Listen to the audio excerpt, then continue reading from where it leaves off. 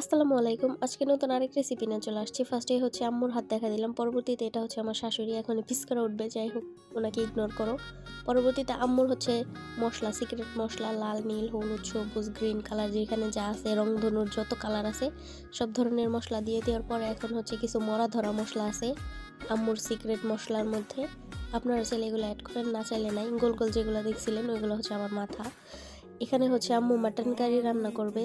তার জন্য হচ্ছে মশলা টশলা যেখানে যা আছে মাটন টাটান সব কিছু দিয়ে দিয়েছে। ভাই টাটান মানে কি আমি জানি না, মাটন মানে হচ্ছে গিয়া খাসির মাংস।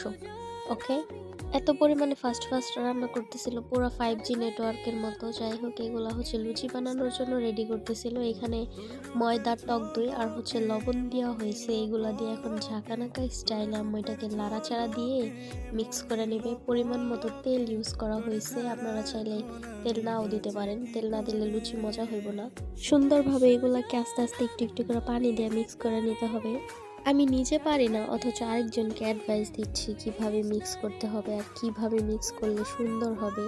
আমি চাই না আমার গুণের কথা সবাইকে বলতে, তারপরও মুখ ফসকায় বের হয়ে যায় সত্যি কথা গাইস। যাই হোক, এই সাইডে হচ্ছে মাটনগুলা রেডি। আম্মুর লুচি বানানোর ডো রেডি হয়ে গেছে। আম্মু এখন একে একে লুচিগুলা বানাই নিচ্ছিল সুন্দর করে।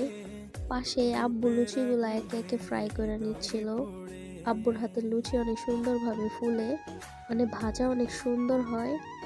আর আমার গুণের তো অভাব নেই, এর জন্য আমি লুচি টুচি ভাজি না। লুচি আবার আমার মুখ দেখলে ফুলতে চায় না, এর জন্য হয়তোবা আমি ফ্রাই করি না। হয়তোবা কি আমি ফ্রাই করি না। এই তো রেডি। আল্লাহ হাফেজ।